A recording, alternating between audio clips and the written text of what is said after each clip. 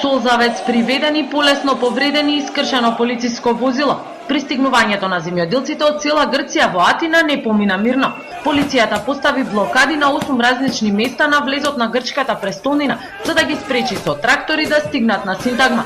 Токму овие точки беа дел од местата каде што се случија инциденти, откако земјоделците се обидоа да ги разбијат полициските барикади и да поминат.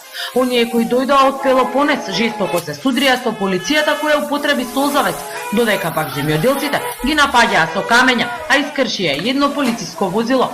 Друга група земјоделци на другиот крај на Атина, откако најде на полициски блок, го затвори автопатот што води кон Атинскиот аеродром. Земјоделците од островот Крит пак кои доцна синоќа со бродови тргнаа кон Атина, денеска предизвикаа инциденти пред Министерството за земјоделство. Фрлаа камења, дрва и слично кон зградата, но и кон специјалците. Најмалку 4 лица се приведени, додека пак околу 10 полицајци се полесно повредени, а предизвикана и материјална штета на првиот кат од Министерството. Земјоделците од цела Грција попладне ќе се соберат во центарот на Атина пред грчкиот парламент, каде што планираат да останат најмалку 2 дена, но нема да бидат сами. На нивниот протест ќе се придружат и други општествени групи што се против реформите во здравственото и пензиско осигурување.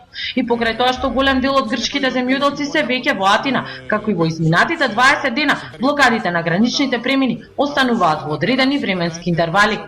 Канал 5 во Атина, Сања Ристовска.